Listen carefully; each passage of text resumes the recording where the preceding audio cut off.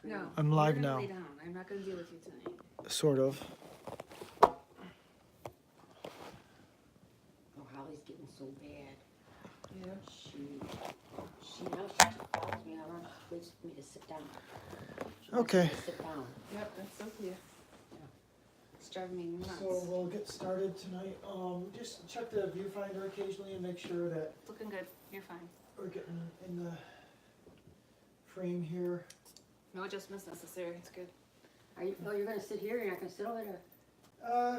Good question. If I decide to move and everything, I'll let everyone know. And Okay, because we I don't finally. mind changing it in the Yeah, middle.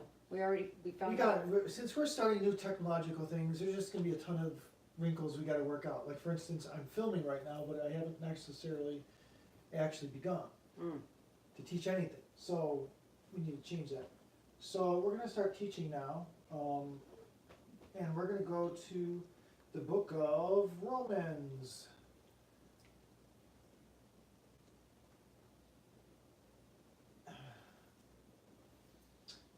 And I'm gonna get this thing, to mirror. And then, bring up the Bible. Romans chapter, let's look at chapter 3, verse 1.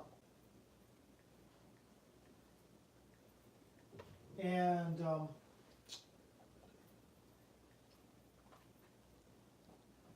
it's a good place to begin because we got a lot of, there's a lot of things we have to discuss. There's a lot of things about Jewishness the Bible has to say. The topic of Jewishness is going to become more relevant in the years ahead, in the days ahead. I think it's going to enter people's consciousness more. It's going to be talked about a lot more. And so what does the Bible have to say about the Jew question, meaning people from Israel, the Hebrew people, and all the things like that? What does the Bible have to say? They're the favorites.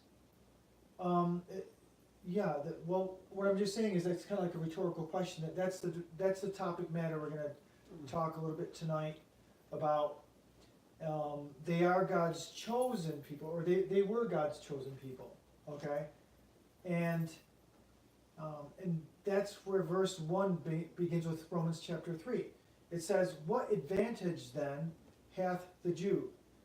Or what profit is there of circumcision or being Jewish?" Is there anything significant about being Jewish anymore? Because the Jews had the idea that they were special in God's eyes, and that as a nation, that they were seen as having a special purpose.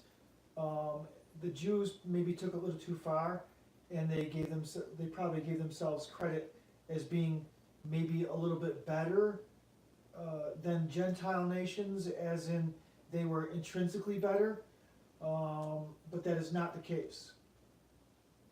Jesus rebuked Jewish people who, in his day, that were saying things about Jesus, and they weren't following their Messiah when he appeared, and he rebuked them, and he said, do you think that you're special because you're Jewish? He said, the Lord has the ability to raise up people of his own out of these stones. So Jesus is saying, you're not special because you're better in any way. You're special because you were selected by God and singled out for special blessings. Well, also. And he wanted them to look at it just like they're lucky, in other words. Go ahead. Well, Jesus was a Jew. Jesus was Jewish, yes. In fact, all the patriarchs, and everyone from Abraham up through Christ was Jewish. Kind of interesting, though, that there were 2 women in his bloodline before him that were Gentile. Yes. Who? Jesus. Who was the Gentile?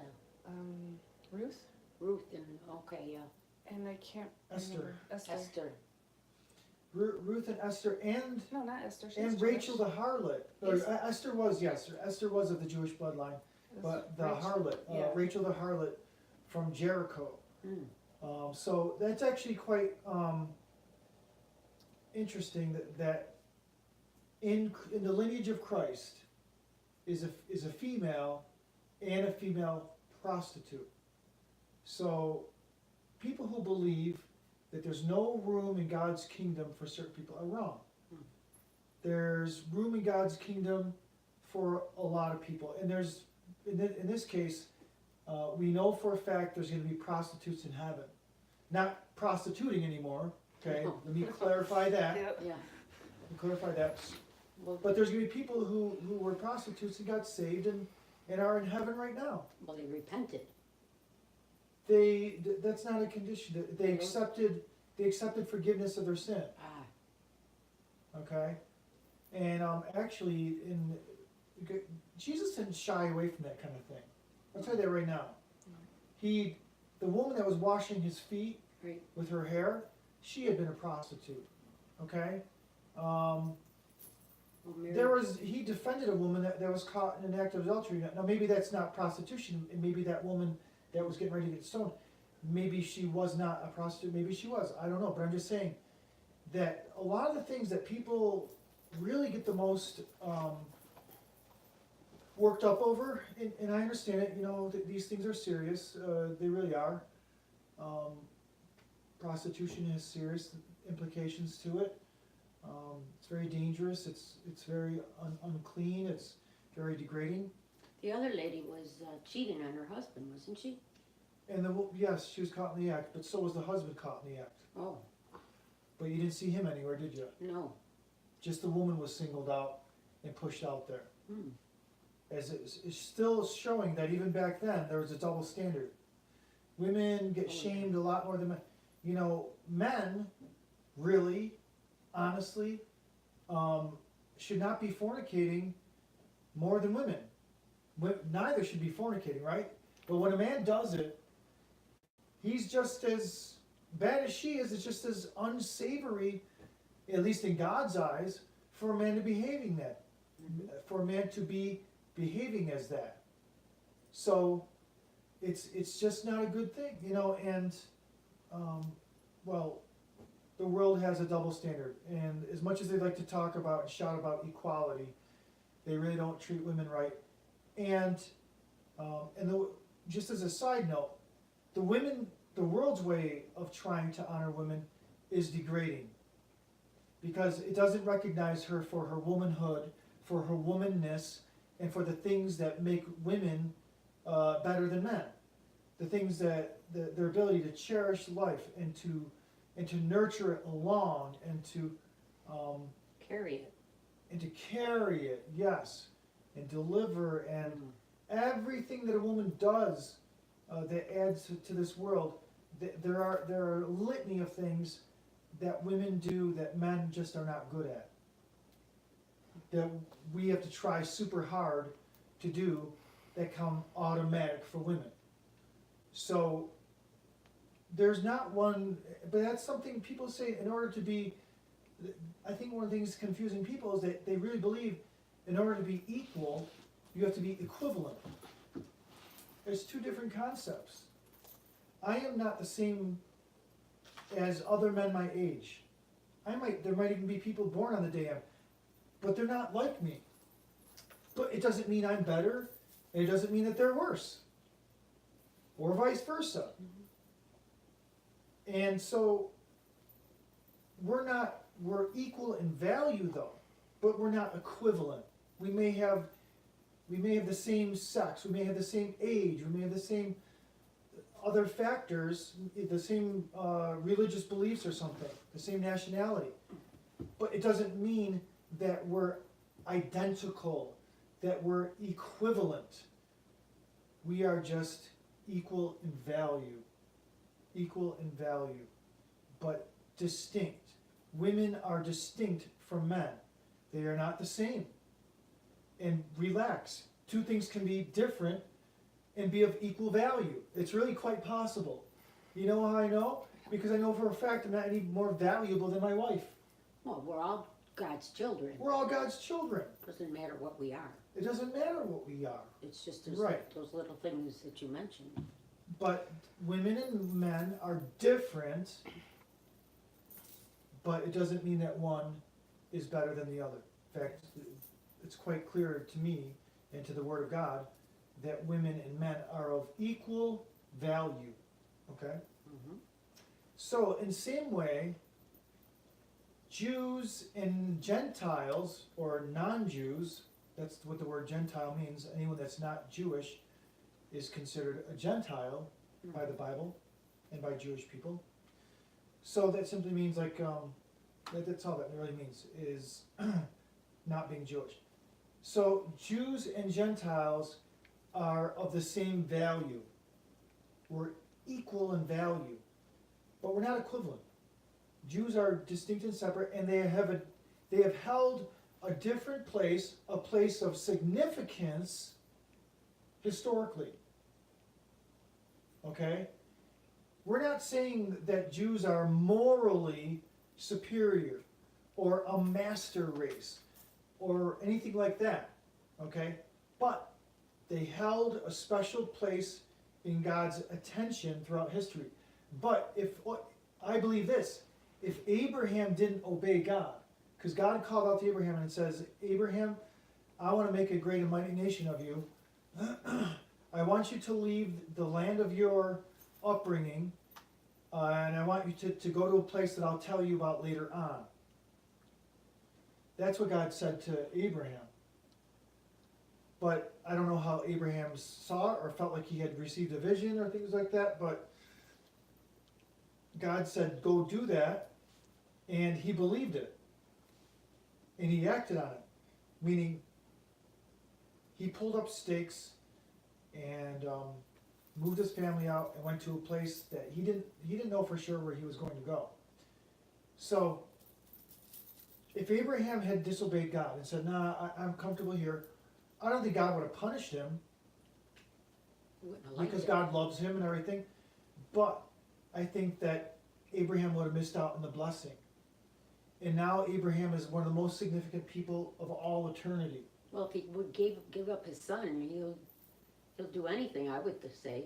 He already had almost given up his son. Well, actually, that came much later. Oh, later than that? That was near the end of his life when he had his son. Hmm. So, but that's a good observation. Yes, you're right about the fact that he shows a consistent pattern of faith. Mm-hmm. Abraham did.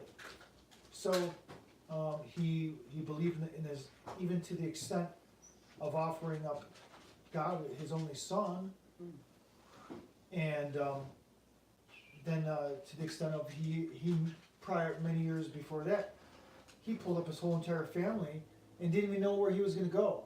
God didn't tell him where he was going to go. He didn't say, I'm going to take you to the Chaldees, or I'm sorry, I'm going to take you to the land of Canaan. He had no clue. He just said, go, and I'll tell you later on where I'm taking you. So, so Abraham and all the lineage that comes from Abraham comprise the Jewish people, the Jewish nation. And he's the father of all of them. So the question is, the question of the Jew is are they significant? Yes. Do they hold a special place in God's eye? Yes. Because he chose them for a special mission. And that being actually the clue word, because it was a mission. It was God's mission to tell everybody about his love. And he intended for that mission to travel through the Jewish people. He could have chosen other methods. He could have chosen another nation. He could have made a nation of his very own, as he did with Abraham, of another person that would have been obedient. Or he could have just raised up people. He could have turned rocks into people and made the message of God's love come to them. He could have chosen any number of ways, but God, in his wisdom, he wanted it to go through a nation of people. And in God's mind, the thing that made sense to him is that if he got a nation of people and he gave them his laws and his advice and his guidance and his prophets, and then they just listened to God, these attempts of God to talk to them, that they would rise in such prosperity and success, and their families would be so strong, and their sense of national pride and identity would be so strong, and they would become so wealthy just from living a healthier, saner lifestyle that's based on the goodness of God and his laws, that if that had worked out, they would be now the shining example for all of humanity to look upon, and they would say, how come you're so successful? And then the Jew was to say, because of him. And they were supposed to point their way to God. And then they were supposed to inspire the heathen nations to go, is it okay if we worship him too? Because we want to have your level of success, is what was supposed to happen there. That was actually the master plan. Okay, but then something bad happened. Well, they didn't. Through the Jewish people, Jesus was born. Yeah. I was just going to say, Through the Jewish people, Jesus was the born, Messiah. and they rejected him. Right. And God said, time for a new plan.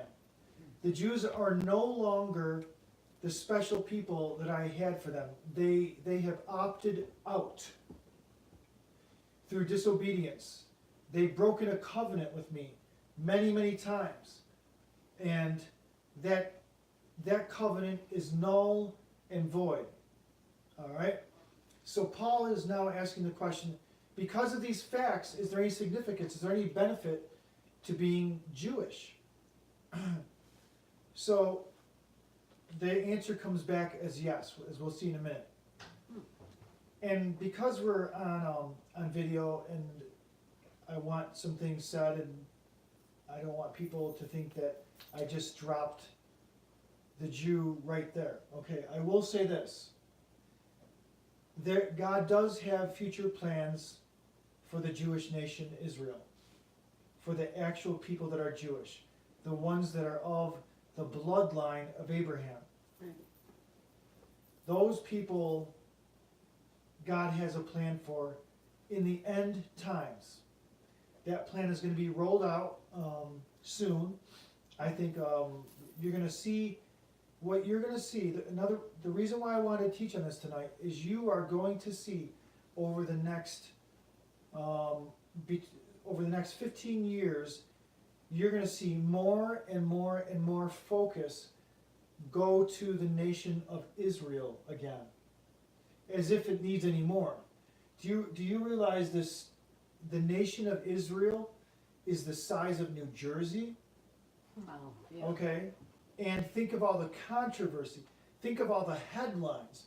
Think of all the news articles and daily press that the mention of Israel gets. There's really nothing else like it. There's no other nation that gets as many headlines as Israel, except for the United States.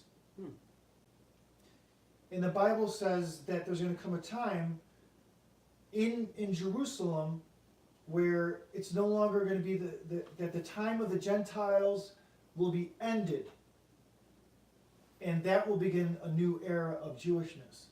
And it's the time of the Gentiles will be fulfilled, and Jerusalem won't be trodden underfoot of Gentiles anymore, not like it is now. And so this little state, this little nation the size of New Jersey, has so much influence and power in the world.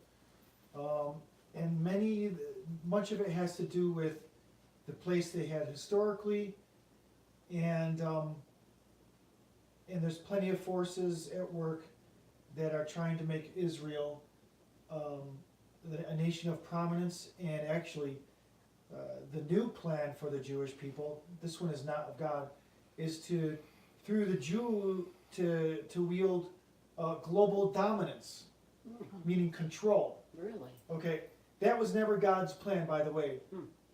That was never God's plan. Nor do we see in God's word that his plan was for Jews to dominate. And certainly not to dominate the world out of a cruel style of worship, of leadership, of governance. That was not God's vision, to put powerful Jewish men in place that are hurtful and wicked and mean-spirited and cruel. Okay? It's kind of the world that's coming into view now. There's a lot of people that are Jewish. I should say this. There's a few select people in the world, and of that few select people, many of those few select people are Jewish that operate many of the things behind the scenes in the world. They own a lot of the newspapers. They own most of the movie studios.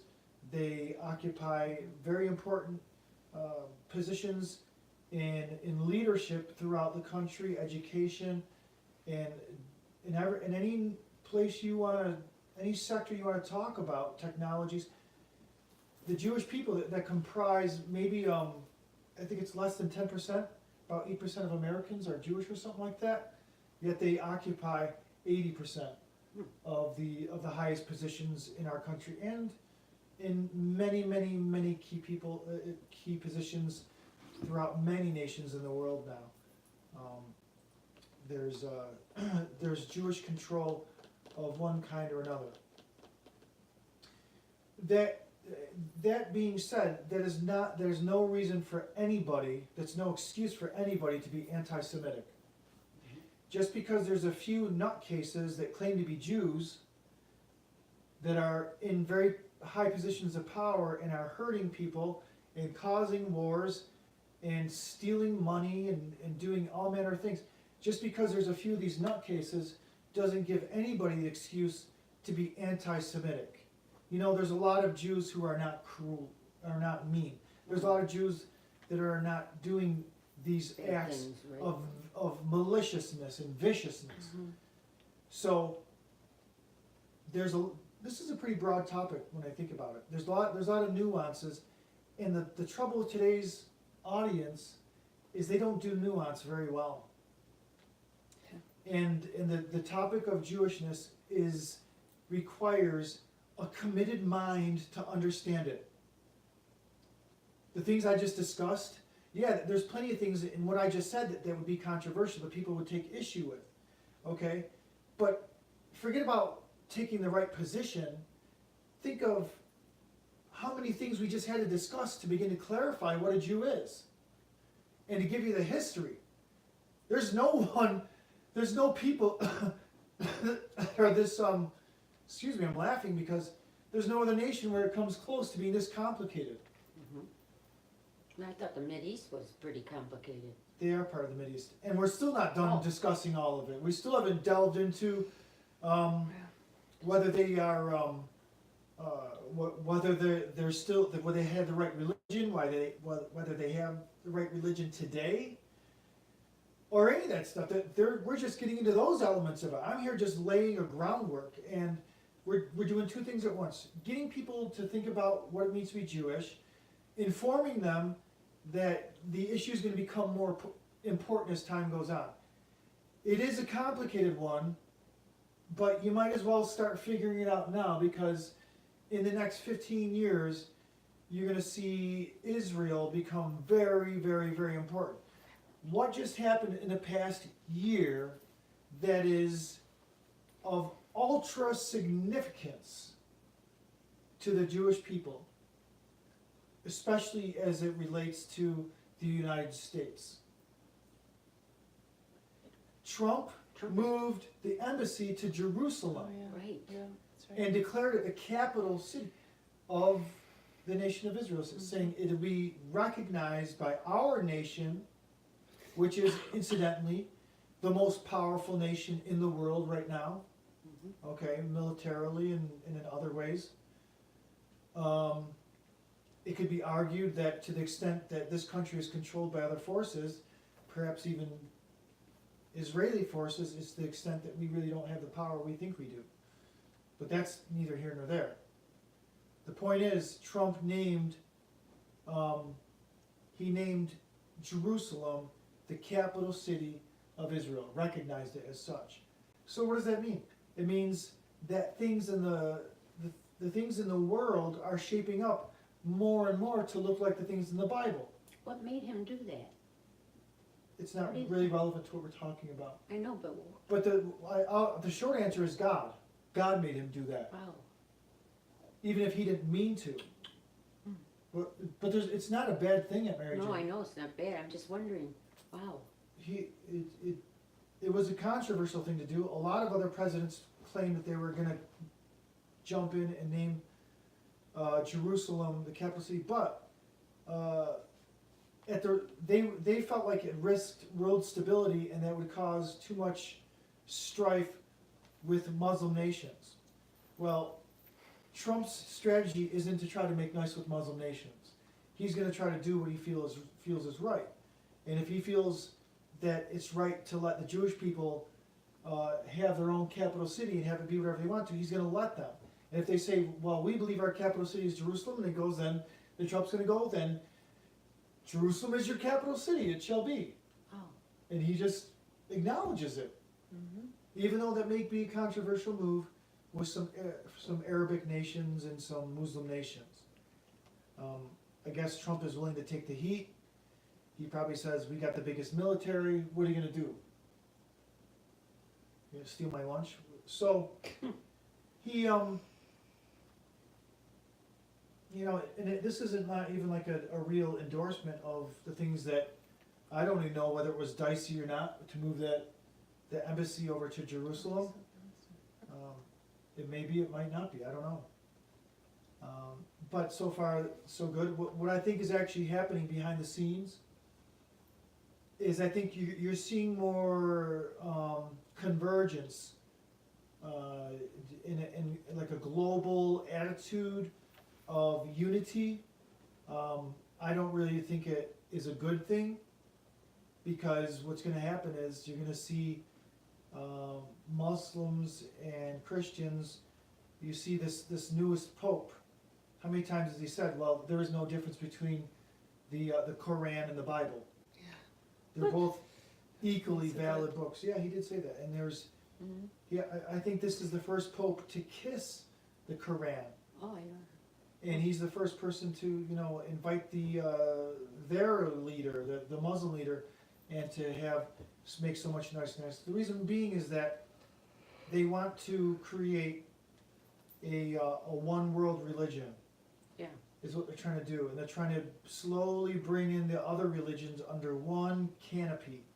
They're trying to bring in the Muslims under the canopy, and there'll be other religions like Buddhist and Hindu that are brought under it too, because collectively they want the whole world to worship the beast and the false prophet, and that can be read about in Revelation 13. Hmm. So, in Romans chapter 3, verse 2, it says, the advantages to being a Jew are much in every way, chiefly because that unto them were committed the oracles of God. The oracles means the scriptures. Hmm. Okay? They were committed to them. In other words, they were given to them, and they were entrusted to the Jewish people. So that's how much God revered them, and was saying, you're special, because God didn't give his word through just any people. It showed that actually it was a flattery. It was, imagine being lined up in 10 people. There's 10 people lined up, and someone goes, yeah, eeny, meeny, miny, hey, mo, you're with me now. You're going to come here, and we're going to, you're going to be my driver. Let's say it's a general, like you're in the military, and it's a general, and you get this real big cushy job just because you were there. You looked like everyone else. You just pointed and say, come with me. But still, you were honored with the job. You're like, wow, I get to do this? Okay? And the general didn't really pick you out as being special. He just said, you'll do. And you were still entrusted with all the responsibilities, but yet you should still receive that as like, wow, I am lucky to be here. I am lucky to have this position. I am lucky to have this job. But isn't that when Moses got mad and threw the? No. So, when all I'm saying that, Mary Jane, is here's how the Jewish people should have felt. Right, but they didn't. Like there was 10 people, we're not talking about whether they did or didn't. Just like there's 10 people lined up. An army general comes into the room and says, eeny, meeny, miny, mo. And you over there that I just pointed to, you're coming over here. But I thought they were chosen. The Jews. Was the guy in this lineup that was just chosen to be the general's driver, was he chosen? Mm-hmm. Okay. Do you see what I'm saying? Oh, so out of It's all not the- chosen, this is something this is where people get mixed up, right where you're mixed up. Is you're trying to make it say that the Jewish people are of special value to God because of something they were better, because they were actually better than average people. No. No, they weren't better. Here's what happened, okay? Imagine it's just like in my illustration of a lineup, okay? Let's say instead it was 10 nations lined up. Right. And then God comes in the room and he says, eeny, meeny, miny, mo. Follow me. Okay? Now, let's go back and say it was the general. Okay? This is why I want you to pay attention to more. If he lines up 10 people and he does the, eeny,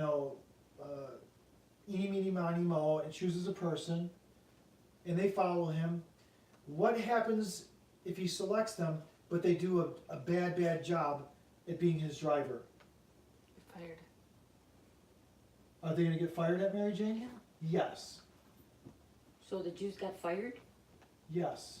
from Their privilege. their position of being committed, the special blessings that come from being God's chosen people. And when did that happen?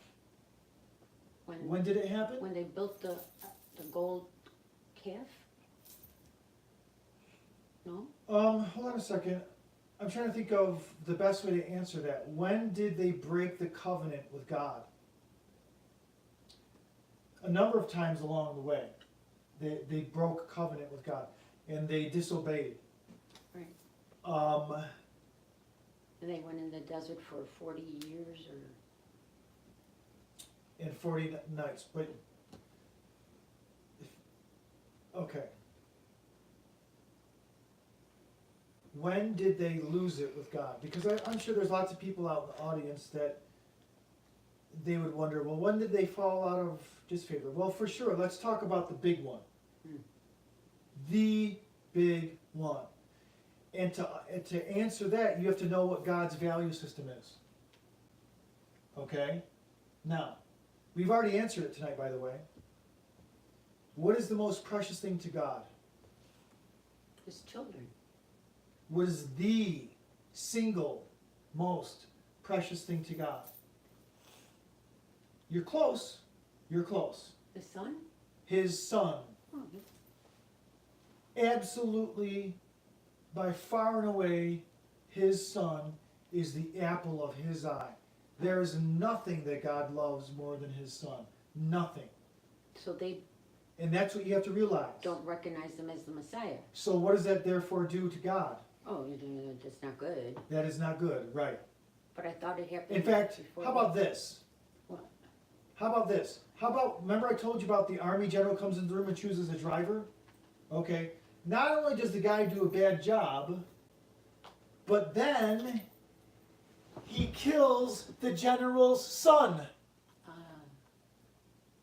What do you think will now become of this man who was doing a bad job already as driver? And now this man has killed the general's son. And now, by the way, he hasn't stopped there. He's starting to harass and beat up the general's daughter, the church. Because the Jews are still afflicting the church to this day. How is God going to be? You see? You see how it's easy to figure these things out? So all the rest of it doesn't matter to me for the scope of tonight's lesson. I don't even care about the particulars. oh, we're going to talk about the time where they disobeyed God, they were dancing around a golden calf. And I'm not going to get into all these other side issues because it's not even really that important when you compare it to what I just said. That maybe some other night we'll talk about more of these lesser details, but really, that's what it's like. I feel like if I can make you understand, I've just made everybody out on the internet understand. Okay? Do you understand now that someone got chosen up? Okay, this will make it easy for you to understand it, Mary Jane. When the general came into the room to choose from his lineup, everyone's back was to him. Nobody wanted to be chosen. No. You're reading too much into it. I'm not trying to trick you. Okay. I'm just saying that. I'm saying that because I don't want you to think of it as anyone was special because of the way they looked or anything. So everyone's back was to him. It was really almost like a random choice. I don't know how to tell you, make it more plain. Because here's why you're having difficulty, Aunt Mary Jane. Because in this world, everyone chooses people for qualification. Okay? This was not that. I want you to understand that. God doesn't love some people more than others. He does not love Italians more than Polish. He doesn't love English more than Irish. He doesn't love Russian more than Chinese. Those things don't matter to God at all. And he loves nobody more than, he doesn't love Jewish people more than any other. But nevertheless, what happened was, that guy was chosen out of the lineup, and he was, in just being able to be next to the general, is an honored position. That alone, never mind the fact that the person was chosen out of a lineup of 10. To be there, chosen, hey, come on, you're with me. How are the other 9 going to feel like, wow, you got lucky? And they should feel that way. And the Jews, when they got selected by God to be his people, what was supposed to happen was, it was supposed to engender some envy. In other words, God said, if you'll follow me and do what I tell you, I'm going to bless you.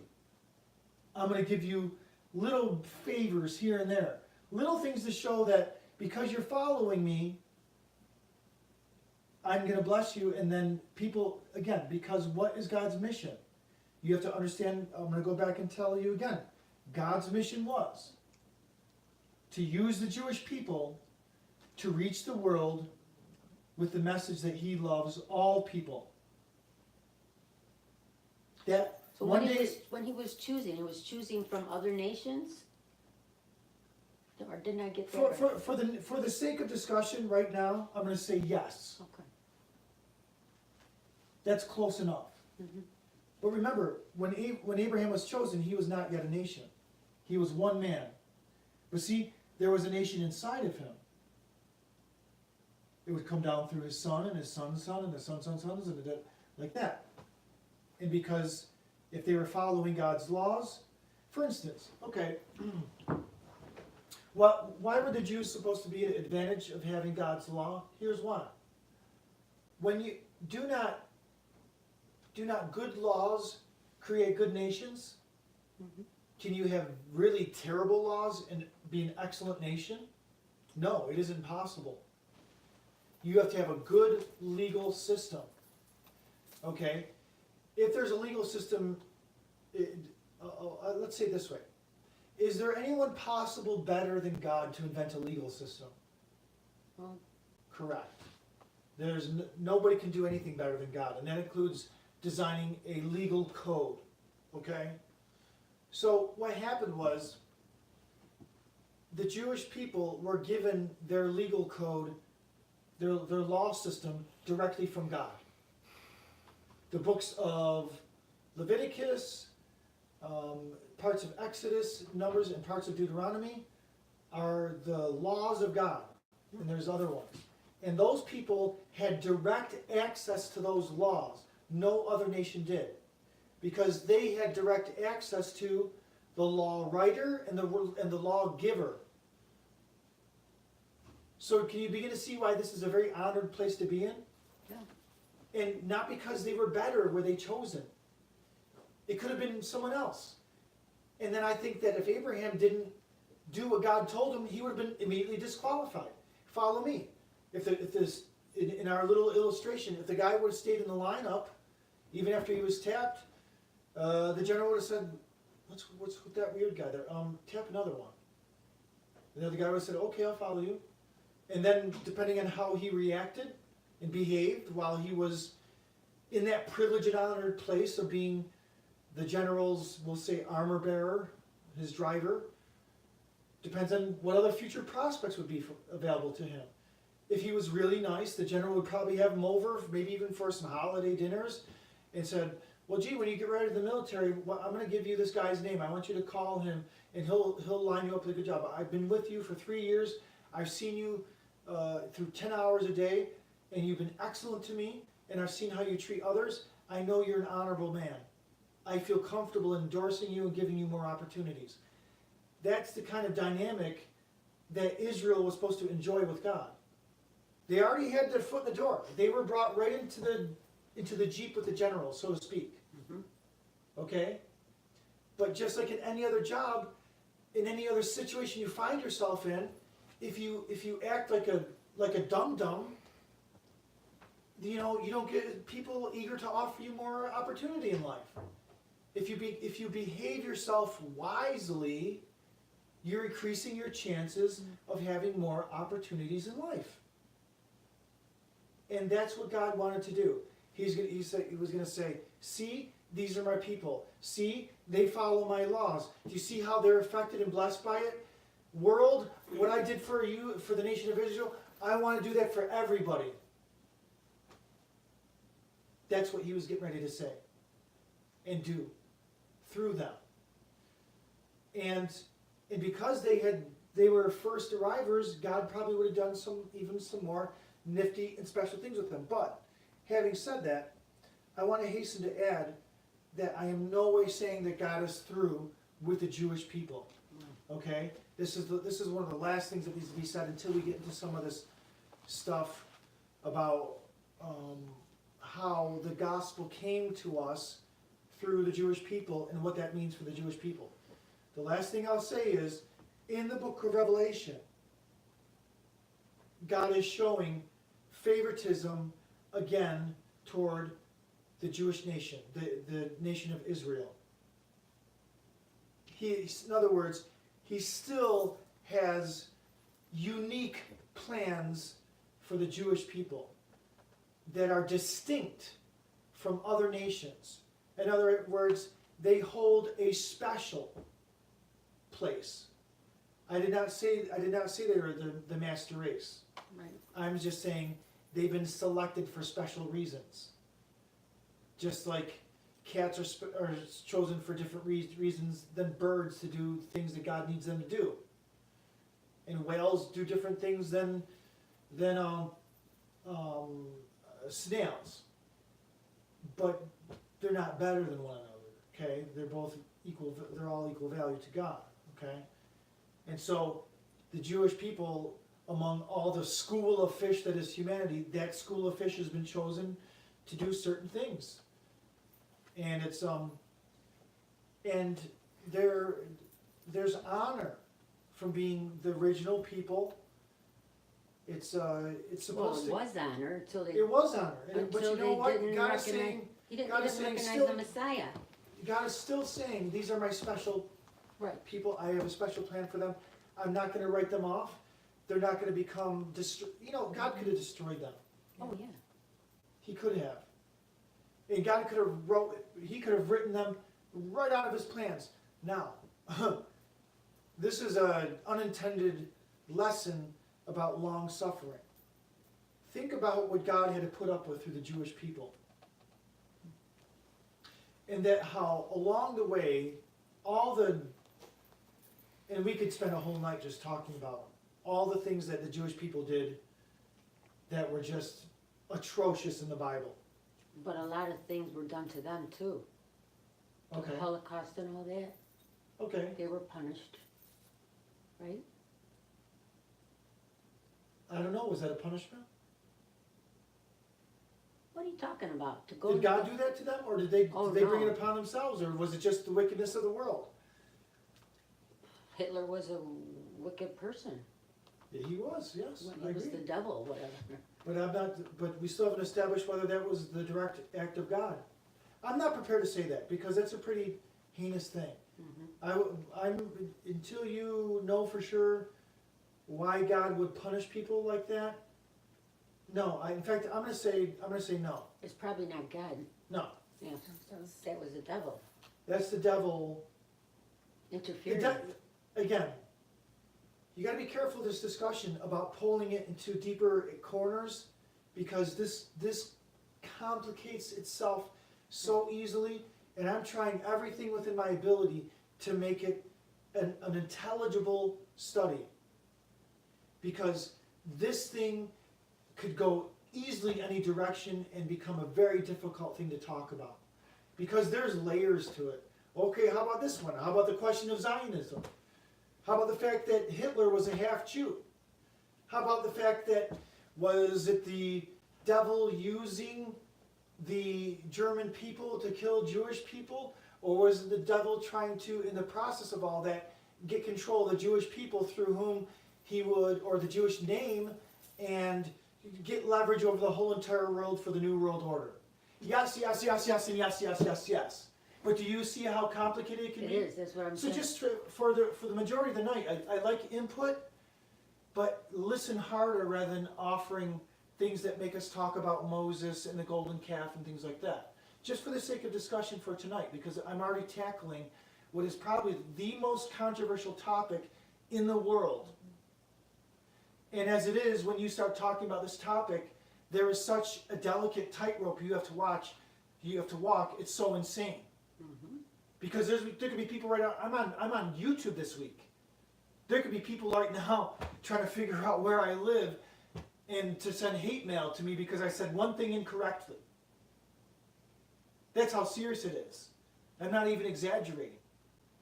So if you have a real thing, that really gnawing question that's bugged you for a long time, or you think that there's something that needs to be talked about here, then sure, ask it. But ask it with, don't ask it lightly. Ask it with sobriety and just the sheer seriousness of it when you start talking about this topic. I didn't plan on talking about to this degree and to this level of controversy, but there you go, it happened. There's no taking back the words that go out on the internet.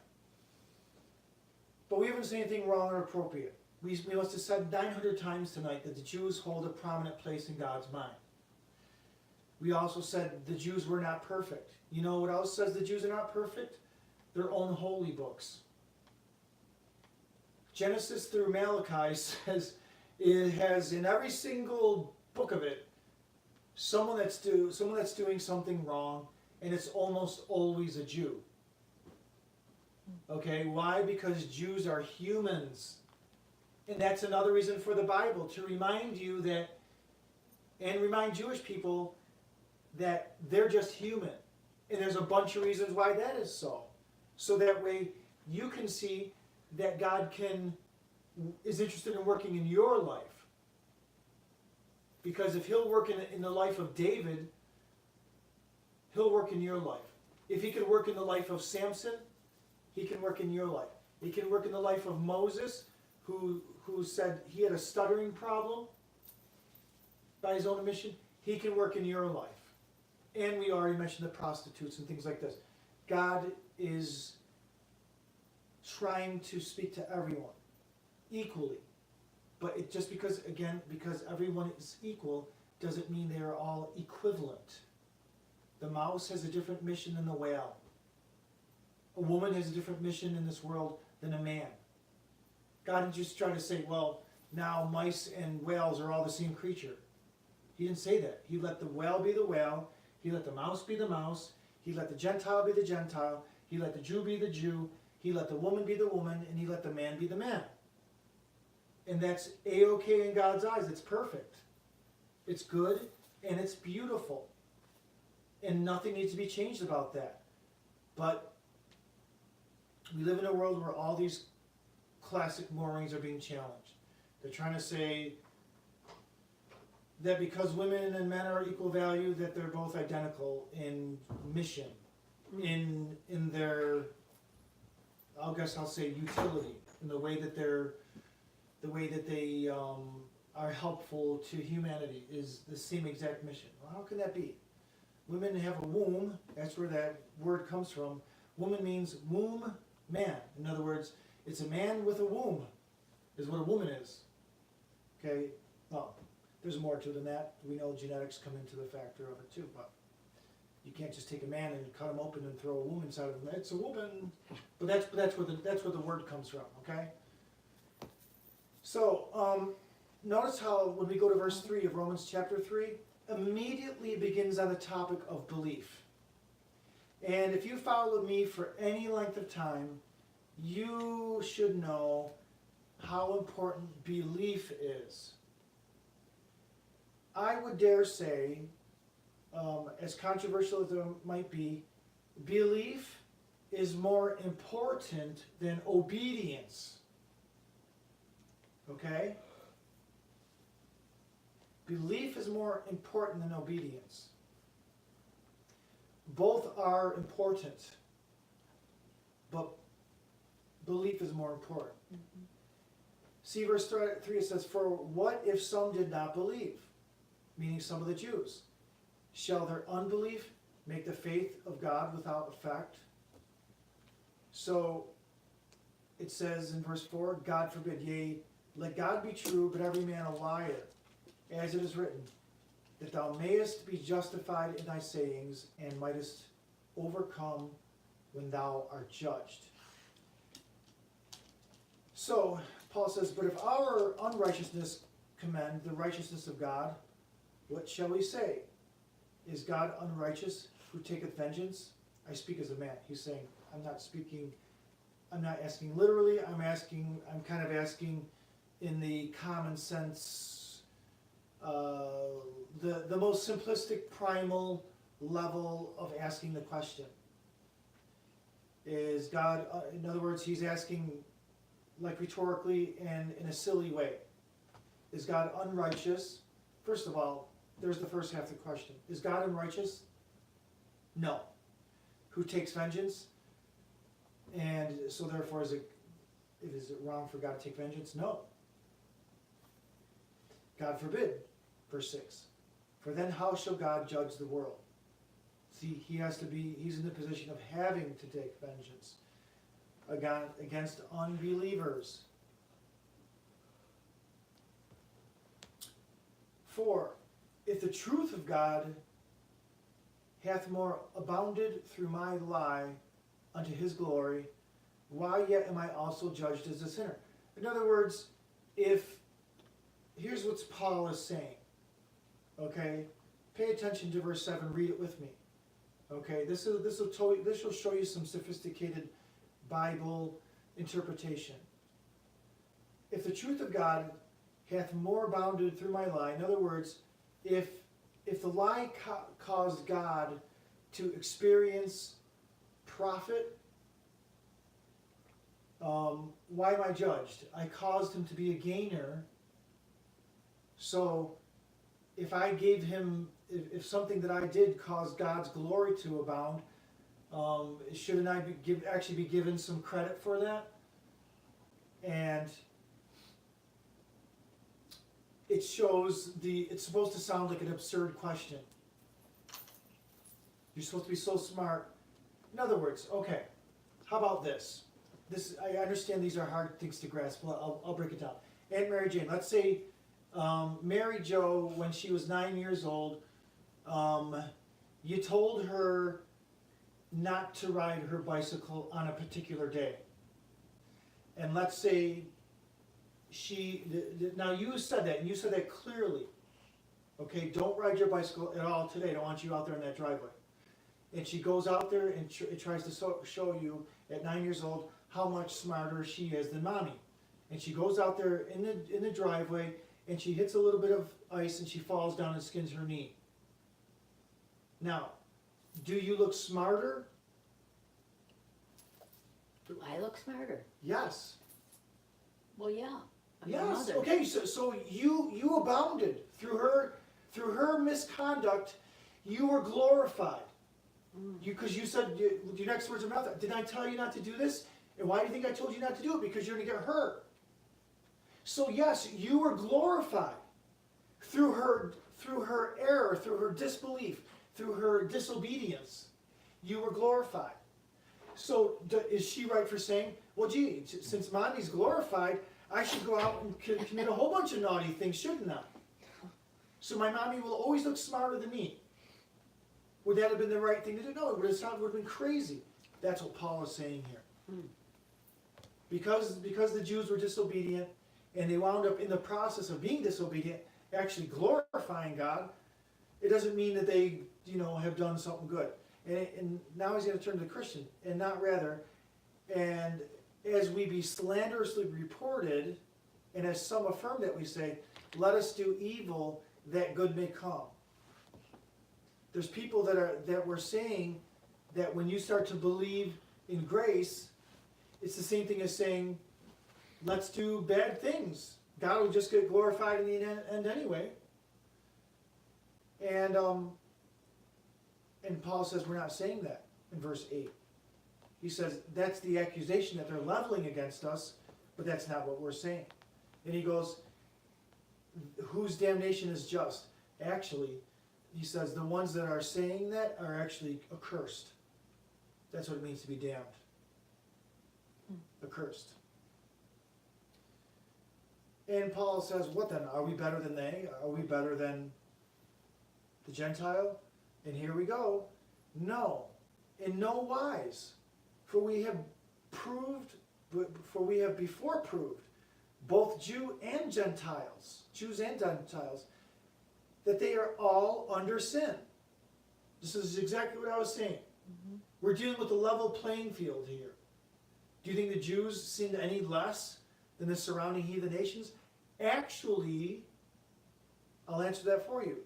The Bible says that the Jews did, while they were in the land of Canaan, they did some things worse than the heathen nations that they replaced. There were periods of Jewish history when they were worse than the heathen nations. And this was not long after Solomon was king. There was a few kings after him. There was Hezekiah. There was a king after him. And that Hezekiah begged God to add another 15 years to his lifespan. In that time span, he had a son named Manasseh. Manasseh grew up to be one of the most wicked kings in Israel's history. One of the most wicked kings of all their kings. And the things that they were doing in Israel were worse than the heathen nations. And just try to imagine in your mind's eye what the things that the Incans and the Aztecs and the Toltecs were doing. Okay? That's the kind of worship they did all over the world. Sacrificing virgins and all this stuff. That stuff's been going on for millennia. And on every single continent of the world. So, Paul says here that they're all under sin. As it is written, there is none righteous, no, not one. You see, sometimes we're so thick-headed, God has to say it 3 times to us. There is none righteous, number 1. No. Number 2, not one. Number 3. See? And Paul is using, now notice, because the Jew would try to run to the Old Testament to find his justification. Paul starts quoting their own Bible. In verse 10 he says, as it is written. He's saying this is the Old Testament. There is none righteous. No, not one. That means you too, Mr. Jew. And they didn't like this kind of talk because they liked feeling like they were superior. And when Jesus tried to put him in his place, and when Stephen that was stoned in Acts chapter 8, when he tried to point out all the misdeeds of the Jewish people, and Stephen was a Jew, okay, just like all the prophets, they killed them all. They killed all the prophets. And that's why when you're doing what I'm doing tonight, and you're actually taking up the real Word of God, and you're coming to speak up for God, and then you're putting out on the internet, you're taking a real gamble. You're taking real risk, because men have died for doing what I'm doing tonight. And guaranteed, some things that I'm saying tonight are not going to be popular with some people in the world.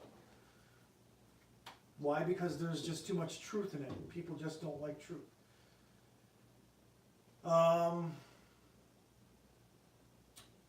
What then? Are we better than they? No, no wise. There are Jews and Gentiles, all are under sin. In verse 10, there's none righteous, not one. There is none that understandeth. You know why they don't understand? Because they have a perverted mind. The world has a perverted mind. You know the number one way in which proves they have a perverted mind? Not because of sexual things. Forget about that. If that's where your mind went, you're not even remotely going where I'm talking about, and you don't understand what this passage here is really talking about. There's none that understands God's mind. You know why they don't understand God's mind? Because they make him to be out the bad one. That's one of the proofs. You know why they don't understand who God is? How we know it? Because when they do wrong, they don't run to him for a solution. They run away to hide. If they really understood who God was, they wouldn't react that way. They would understand there is no limit to God's mercy. There is no limit to God's grace.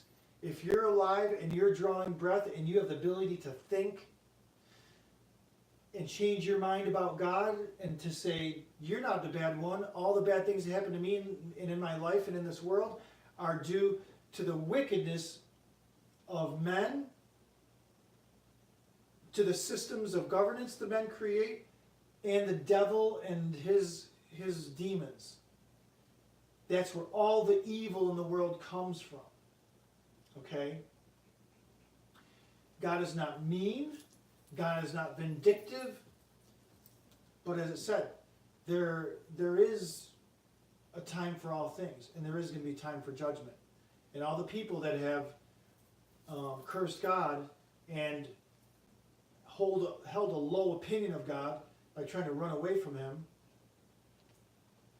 are going to be those are the ones who are going to be most in trouble. They're going to be judged mightily.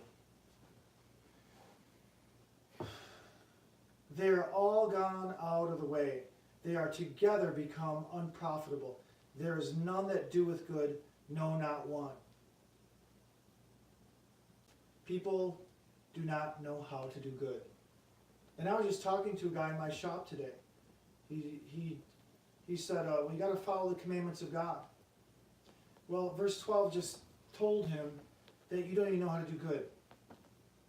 You really don't. You think you can be shown a list of laws and then you'll know how to do good? You still won't know how. You'll still get it wrong because your attitude will be totally wrong. All right? It says their throat's an open sepulcher, and their tongues they have used deceit, and poison of asp is under their lips. Boy, you could go to anybody in a given day, almost anybody, and they've said something that proves that they aren't perfect. That there's poison under their lips. The poison of asps means snakes. That's a direct reference to the devil. A venomous snake. An asp is like a viper. When they bite you, they put poison in there. And it says, the poison of asps is under their lips. Deadly poison, the things that we say, the things that cut people down, the things that hurt them, the things that make them doubt themselves, the things that make people doubt their value to God. Wow. Mark that one down. The biggest poison that comes out of our mouth are the things that we say that cause people to doubt their own value to God. Wow. God just gave it to me just now. So really think about that as you're talking, as you're moving throughout the world, and the things you use your mouth for. Do you realize you can say something in innocence and just kind of throw off the cuff, and you could make a person wobble. And some people have never heard anything good in their whole entire lives. And they have precious little to cling to as to a reason to believe that God would love them. So always use your tongue to build up people. Always use your mouth to lift people up. Find a reason to praise. Find a reason to elevate. Find a reason to edify. Okay? And everywhere you go and everyone you talk to, every single time you open your mouth. Their mouth is full of cursing and bitterness. Bitterness, what's that all about? That's actually talking about hurts from the past. You just keep on bringing it up. You're bitter. Can't let it go. Cannot let it go. Mad about things that happened years and years and years ago, and you're bitter. It's still sitting in there. And there's people, like you'll hear it all day long. Either they're pulling people down, or they're cursing, or they're bitter about things that they should have just let go of years and years ago. This is just showing that everybody's, we don't even need to go through this whole list. The point of this list isn't to make you feel bad where you're sit, no matter where you are today. That's not the point of this. It's just to make you see that there's a level playing field all across humanity.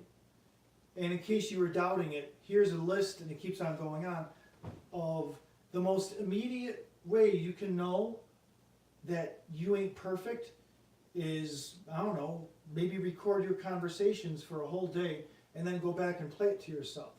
I think you'll figure out real quick that you aren't perfect, and none of us is. Now we know that whatsoever things the law saith, it saith to them that are under the law, that every mouth may be stopped.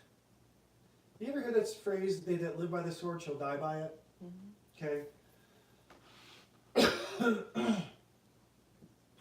The more you try to say that you're kind of not bad,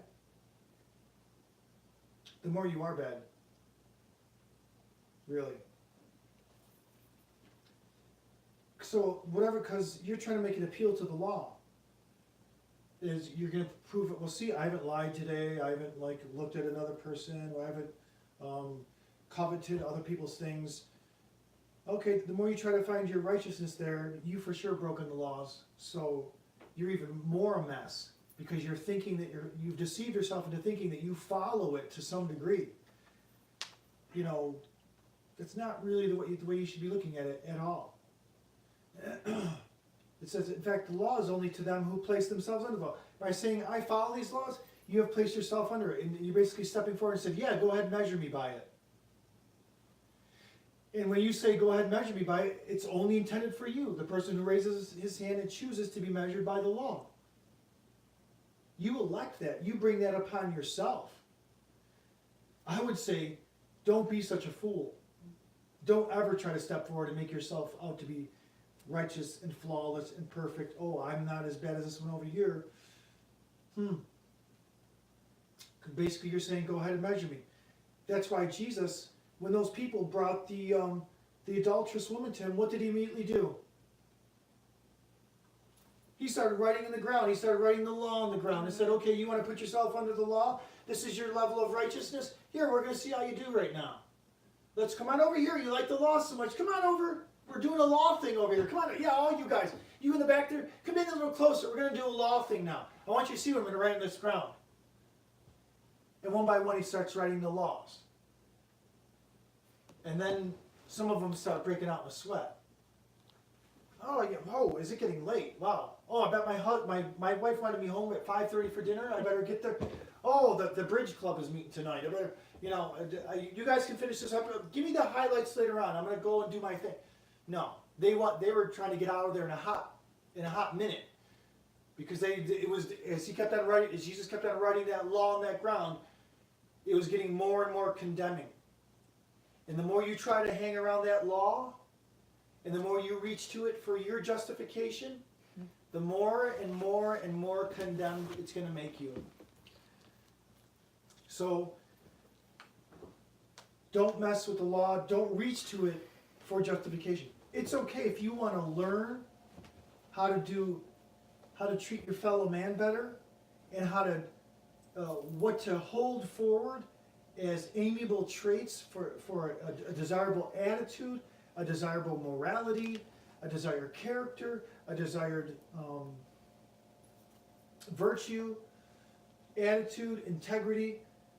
There's excellent material in the Bible for that, okay, to help you learn and understand value in those things. And there is that level of holiness inside of God, okay? But do not use it to ever tell yourself that you're making yourself better.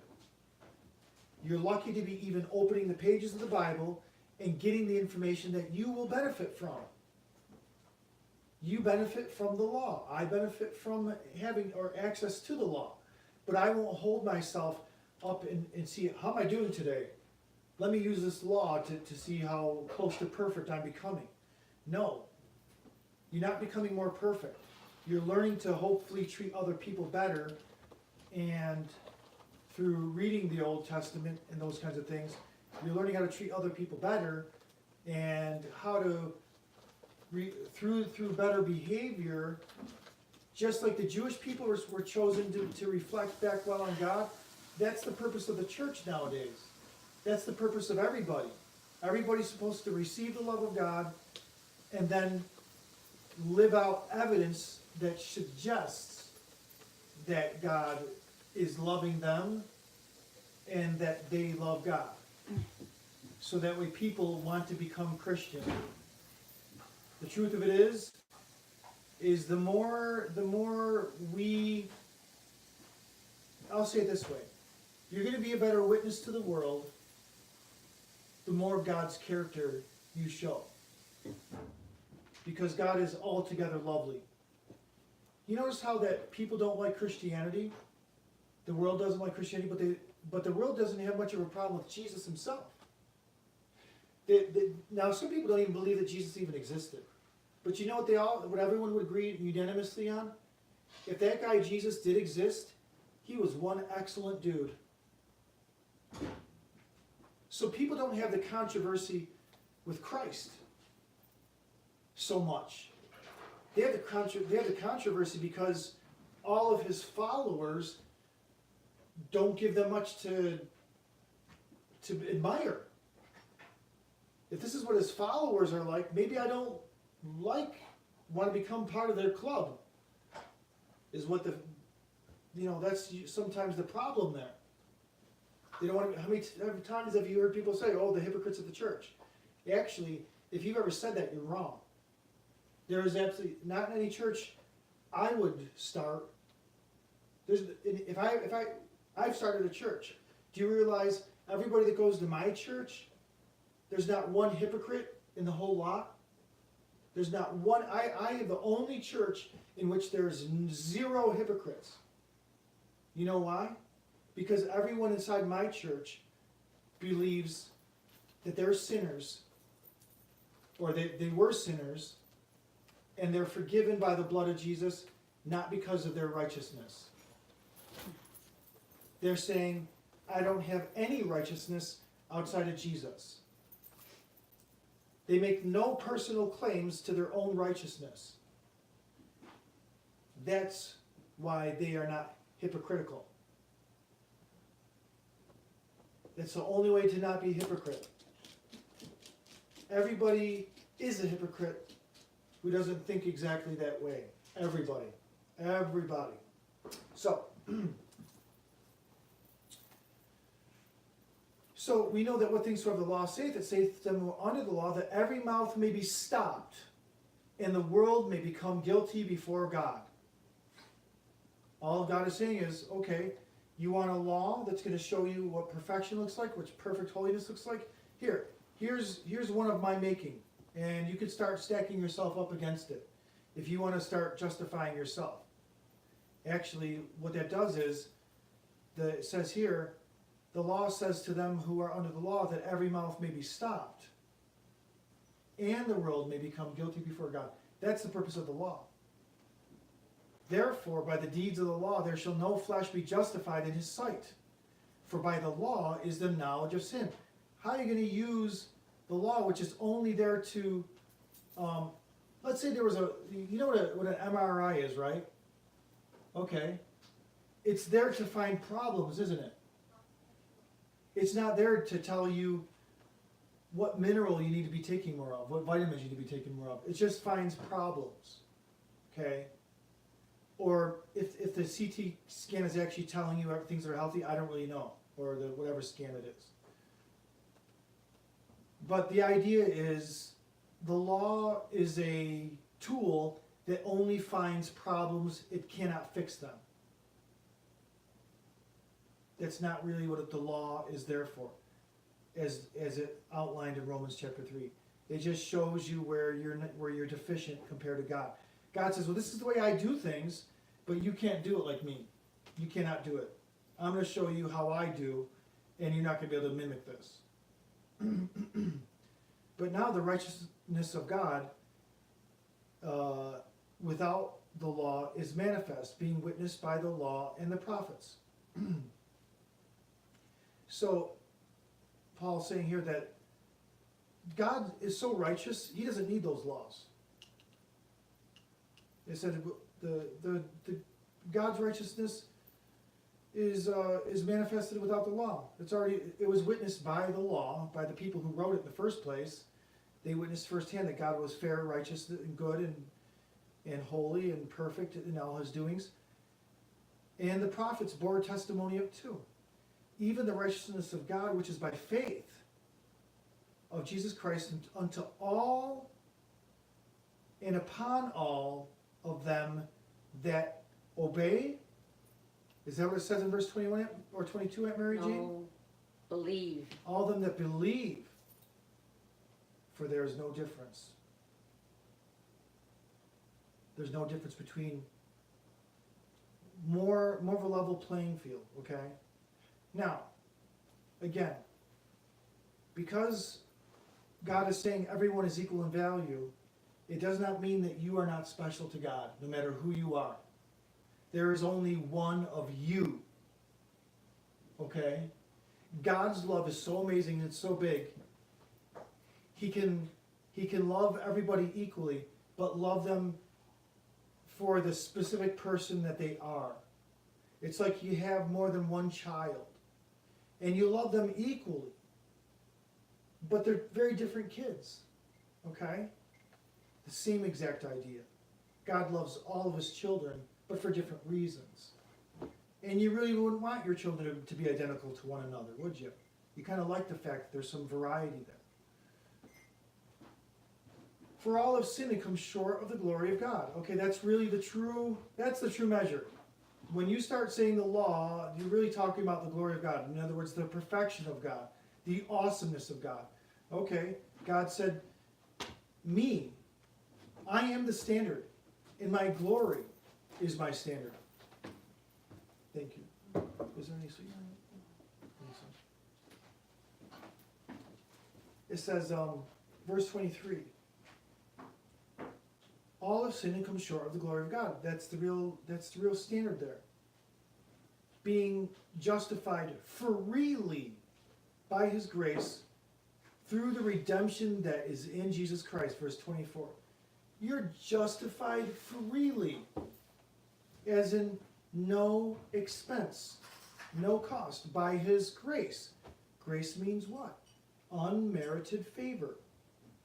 There's more of that idea that it's free through the redemption that is in Jesus Christ. Now, if you waffle on the law, here's why you're waffling on the law. Is because in your flesh, you don't like accepting or even believing that something could be offered to you from God absolutely free of charge. I was talking to a guy today, and he said, well, you have to obey the laws of God. And I'm like, no, you don't. Nobody has to believe. I said, well, how about the guy on the cross? And he said, well, he even had an answer for that one, which really shocked me. He said, well, his hands were bound and his feet were bound, so he did the only thing he could. He spoke. And that was a work. And going like, okay, this is a person that's willing to go to that of much of an extreme, there's not enough time to finish out that discussion. But it shows you the extreme. You know what? I told him on the spot there, I says, here's the only problem is. It was the guy Larry. I don't know if you were there when that guy Larry was there. Yeah. All right. Did you hear any of the conversation? All right. My wife was there to hear the conversation. And I said, all right, since as long as we're agreeing upon this, that it's a free gift and you cannot buy it back, you cannot earn any of it. It's all through the love of Jesus. It's only through his grace. Faith.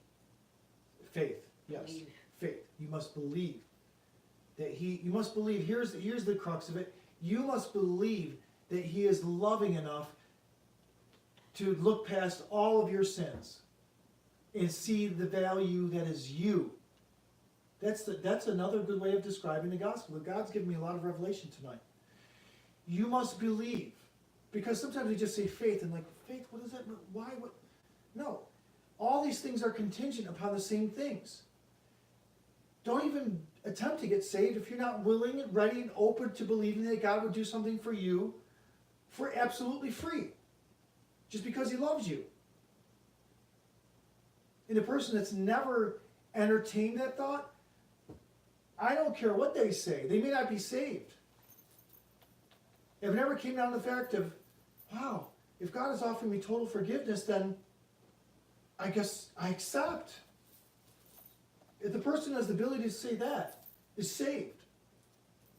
The person saying, oh, you know, and believing, well, maybe this is how I get into the religion, so I'll pray this prayer, and then I'll look for my rules sheet afterward and see what rules I'm supposed to be following.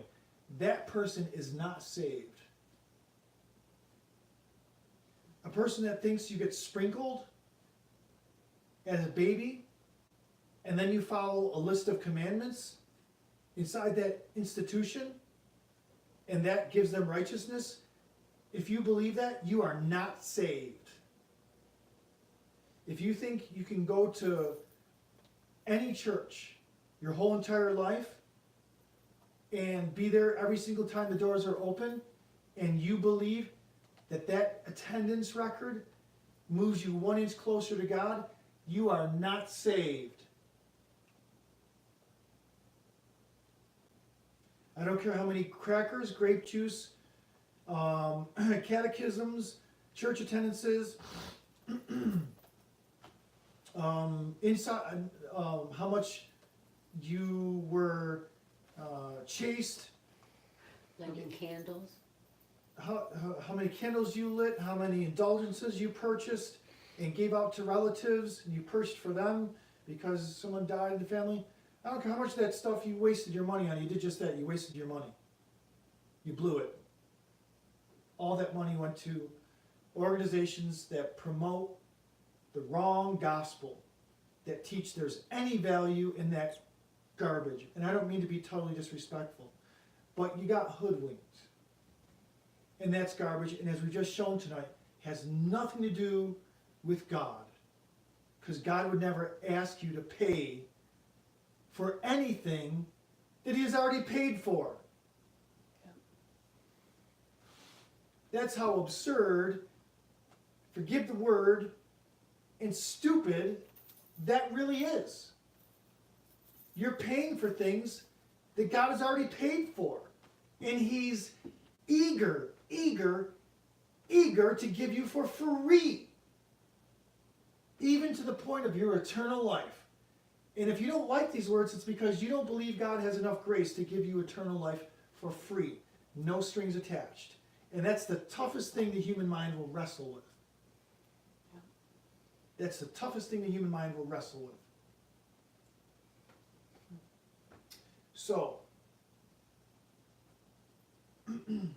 God, it says Jesus Christ, verse 25, Jesus Christ was set forth to be a propitiation through faith in his blood, to declare, boy, I could have just read this chapter to Larry today, couldn't I?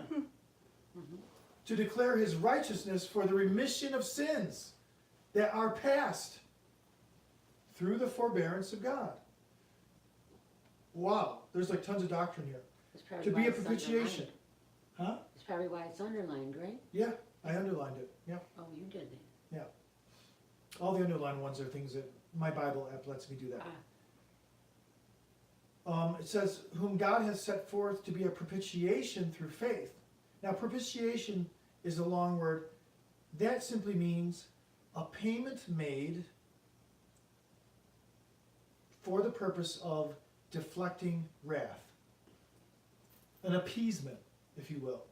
So Jesus was, according to verse 25 of Romans chapter 23, was offered to deflect God's wrath. Which, if you're not, listen, if you go out into the sun all day long and you don't have sunscreen, what's going to happen to you? Sunburn. You are going to get burned.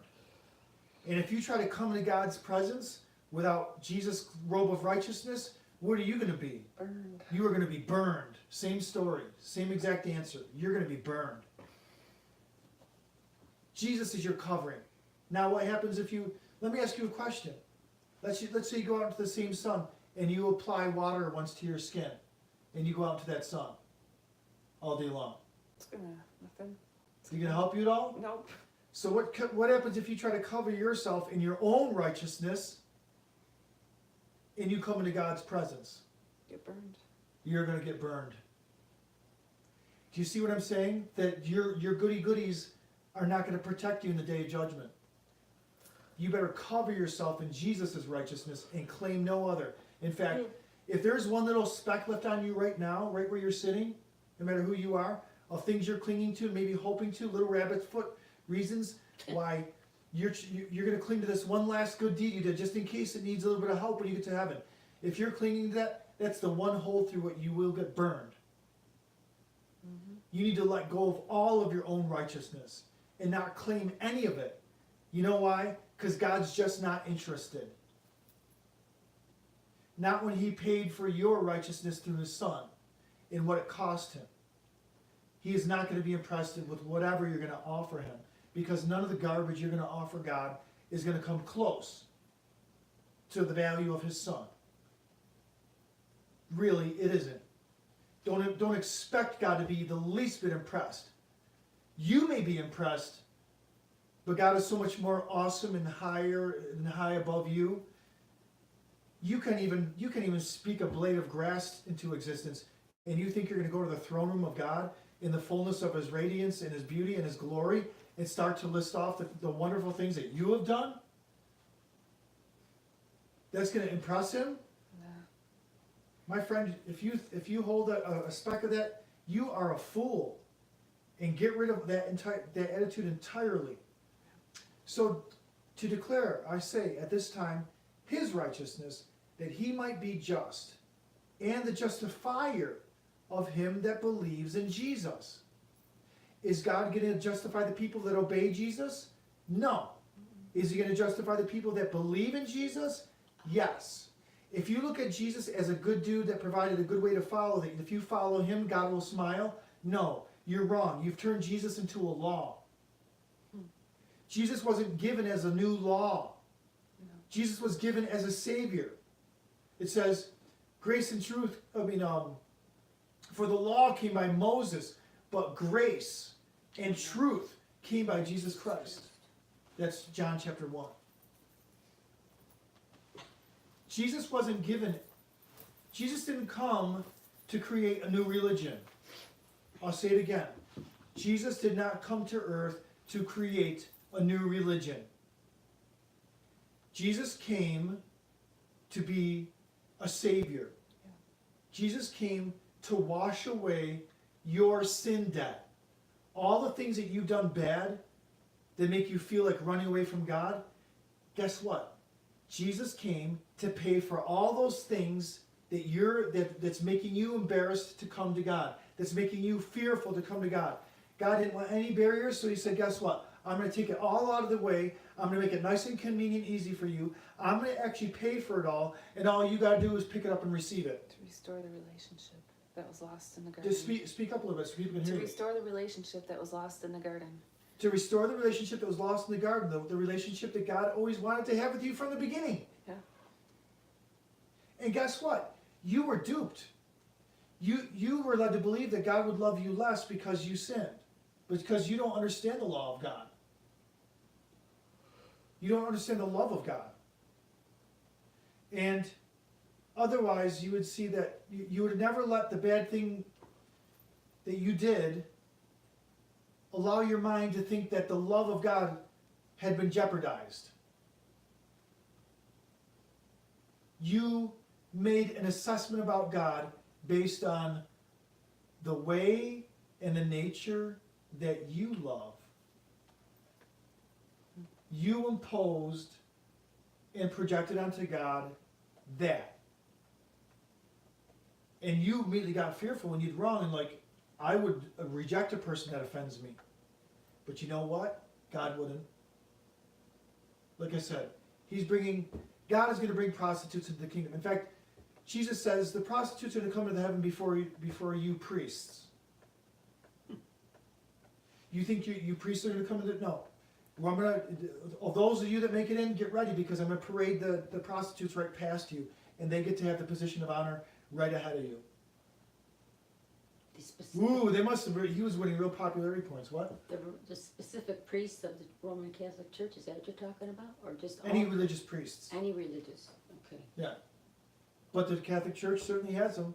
Yeah. But in Jesus' day, it was these guys called the Pharisees. Ah. And if you think that you're more righteous than me because you're a priest, or you think you're more righteous than a prostitute, that because you're a pastor, then you really don't believe. You don't believe this Bible. You don't believe this God. You don't love this Jesus. You love something altogether different. You love a law. You love the law systems, and you will be judged out of it. If that's what you really love, if that's what you're clinging to for your justification, that's what you'll be judged out of. So what do you consider, what do you think of when somebody does a good deed? They're not doing it for, that they're working to go to heaven. They're just doing it out of their heart because they want to do it. That's different, isn't it? Mm-hmm. It's not working if you're just doing something for somebody.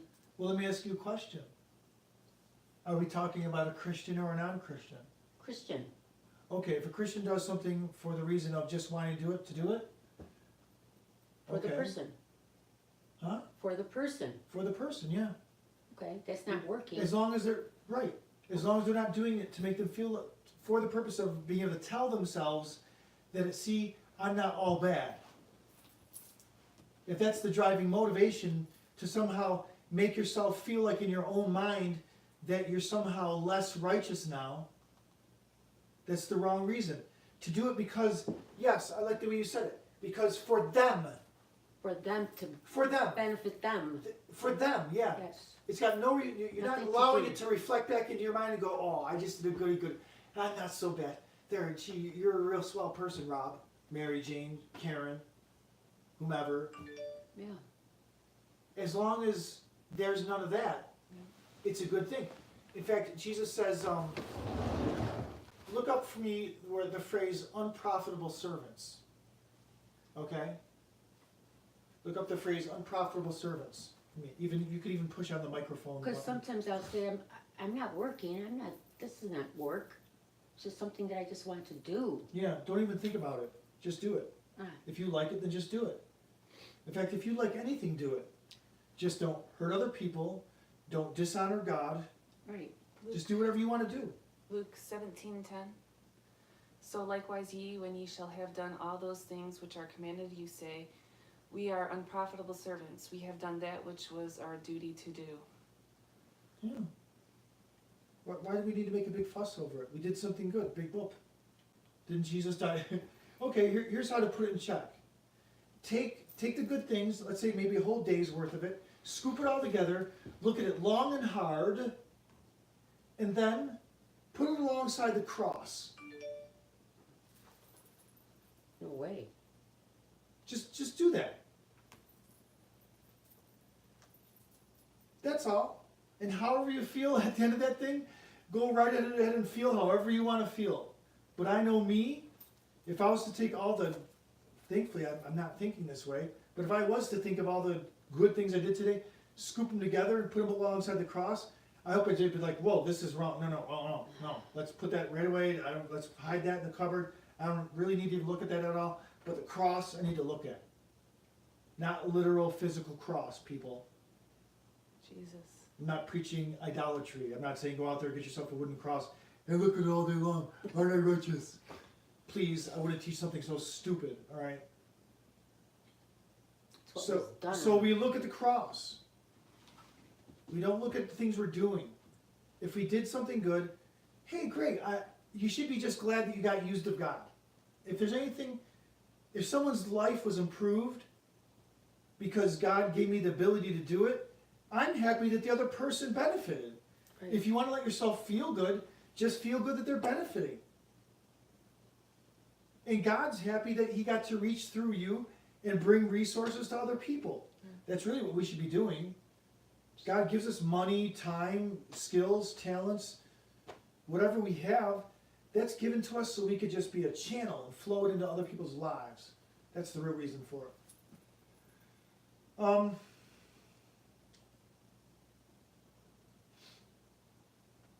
It says in verse 28, this is another verse that would have done good with this guy Larry today. Therefore, we conclude. What does the word conclude mean? End. We're done here. This is the end. That a man is justified by faith without the deeds of the law. Boom! Sorry, Larry, you're a real nice guy. You really honestly are, and I like you a lot, but there it is. You're justified without the deeds of the law. Now, you know what? There's strong Christians and there's weak Christians. Okay, my advice to you is to set a good mark for yourself and desire to be a strong Christian. Desire that and pray for it and seek after it, because you'll be happier in the end that you did. Don't be a slob of a Christian. Tighten up your game and work hard. Make the effort. Pray through your difficulties. Pray through your lack of faith. Pray through all the challenges of your life and just strive to be an excellent Christian. Some of them think they are. They don't have doubt. Even though it's not the right thing, they don't have doubt. They don't doubt it. Really? Yes, there's a lot of them. Really? I don't really look at people and try to determine No. who's playing But there church are. games. There's a lot of people playing church games. And so therefore what, Aunt Mary Jane? They've got the wrong message and they're listening to the wrong thing, but they don't know it. They don't know it. But So they what? do know it. We already covered that a few weeks ago in Romans chapter 1, two chapters back. They know. They already know that God exists. Right. But they don't know that. And they know that they're not supposed to be running away from him. That's really all you need to know. And if you're not supposed to be running away from him, what does that tell you? That means he's good. Yeah. But the people are still afraid to run from him, and the people are still afraid to run to him because they have deceived their own minds in telling themselves that God is not approachable. And I've had to spend the past week or two rebuking plenty of people because they're putting things up on Facebook that was misrepresenting God as being less than totally approachable.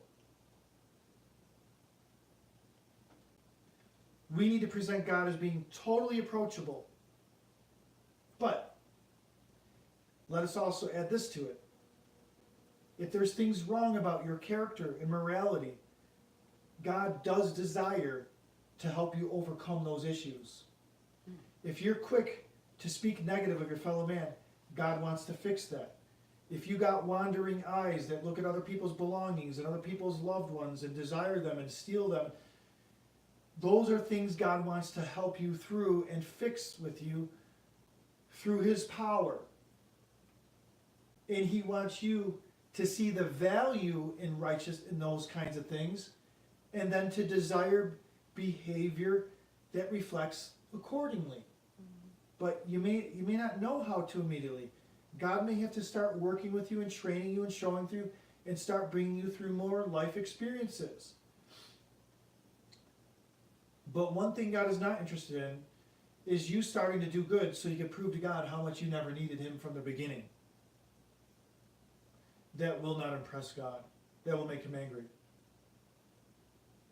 To say that your righteousness is anywhere on par with his, that's a good way to make God angry, I would say. When you're trying to say, I'm one, I didn't really need your son as much as some of these other people, so in my case, you more or less wasted your time, because I really don't need that. Now you're really starting to kindle the wrath of God when you start thinking like that. Don't do that. Stay as far away from that attitude as you can possibly get. Seeing it as one God which shall justify the circumcision by faith and uncircumcision by faith. See, it's one system now. Whether you're Jewish or not, that's what it's really talking about. When it says circumcision, it's talking about Jews, and uncircumcision, it's talking about Gentiles. Now here's where Larry would like this verse. Do we then make void the law through faith? God forbid we establish the law. How do we establish the law? Because remember a few verses back where it said that the law was the knowledge of sin, and that 20. that it makes the whole world guilty before God. So what he's saying is, do we make void the law through faith? No. You know why he didn't make it void? Because the law makes salvation through faith necessary. So you've established the law. You're not denying a single thing.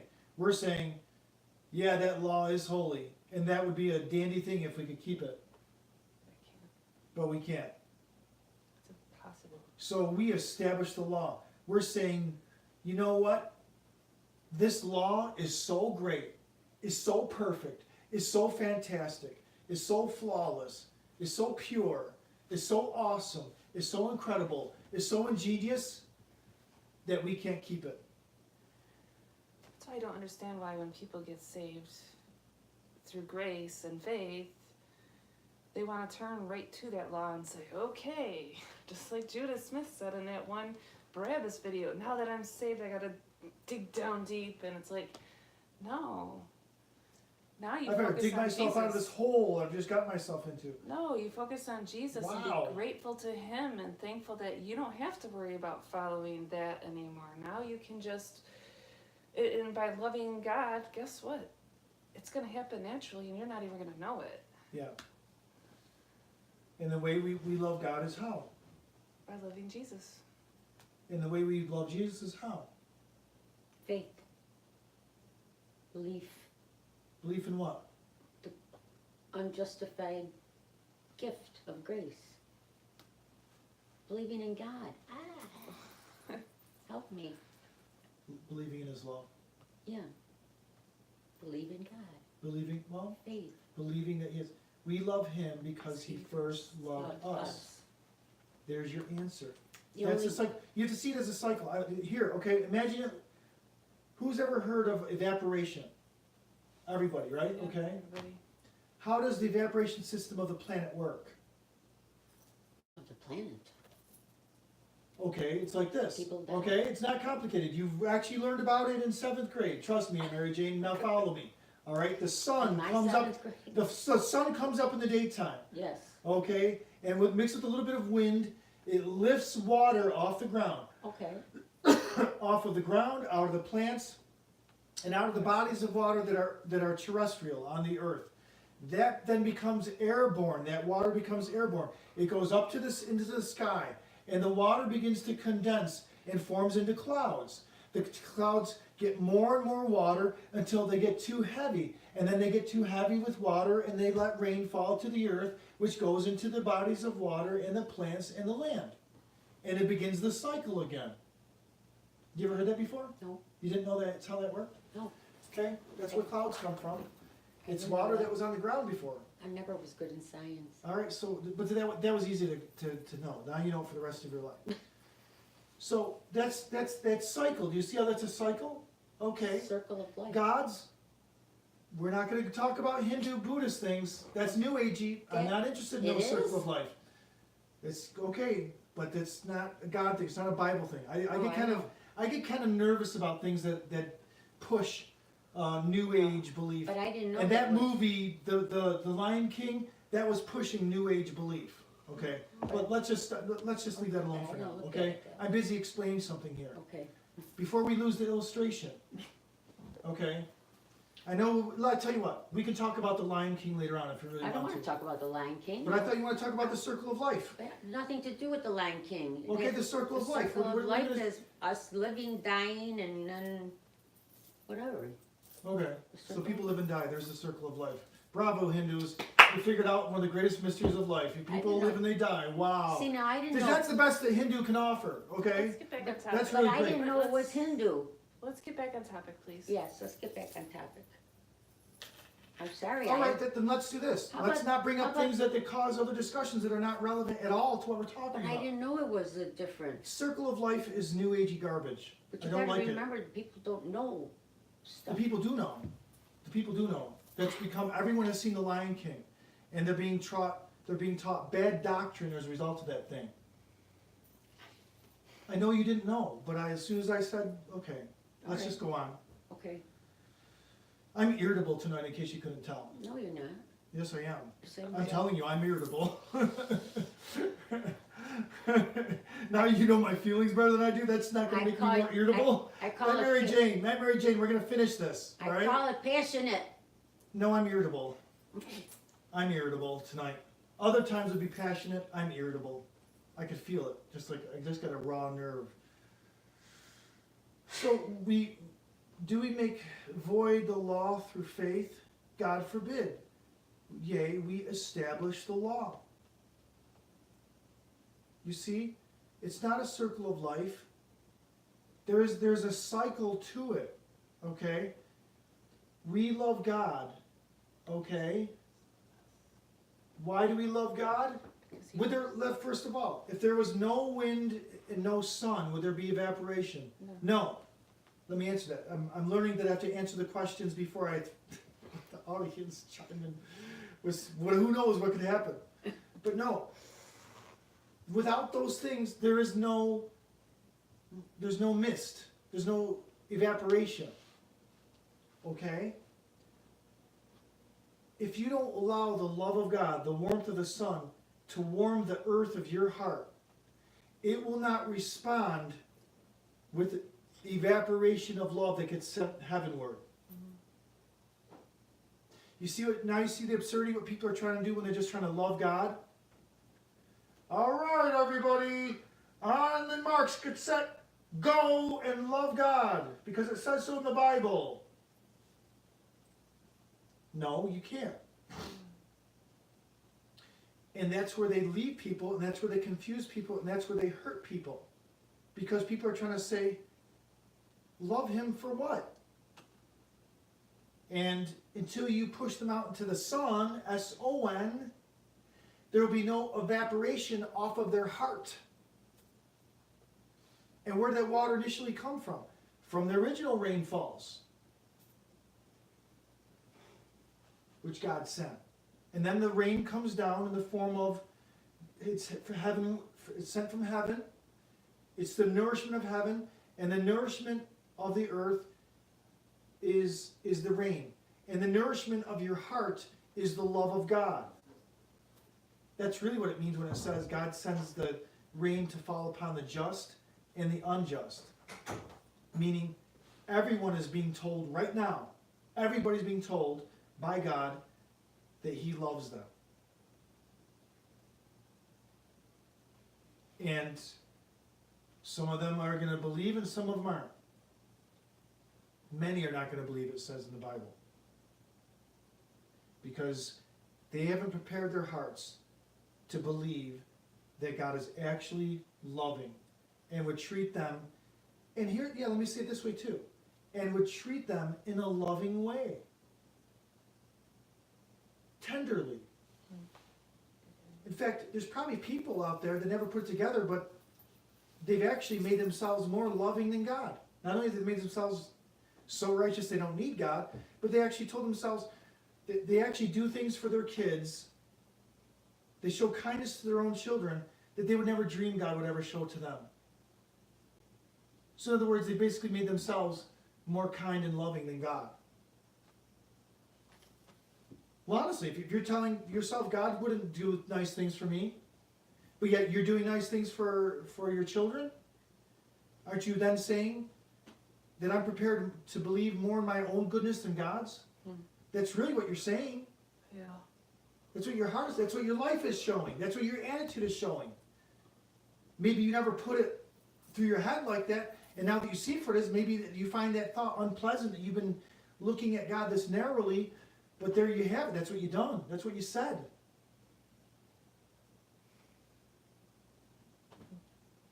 And so the cycle actually begins not with you trying to force water to evaporate off of your cold heart. Until you start, receiving the warmth of God's love, there won't be good works that evaporate off of you. Right. And it's only under those circumstances that the works count. If it's you just trying to water yourself, no. That's not going to work. It doesn't work. Maybe it's not a perfect illustration, but it's close enough. That's why God said it. He causes the rain to fall on the just and on the unjust. That rain is the love of God. So people, all they got to do is start believing that God could love them enough to do things, very kind and good things to them. Yeah. So I feel like stopping right there tonight. We did a full treatment of Romans chapter 3. I'm gonna stop this now.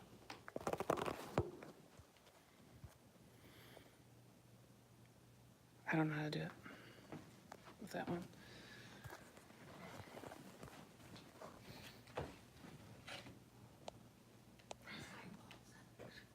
Well, it's not the Facebook Live.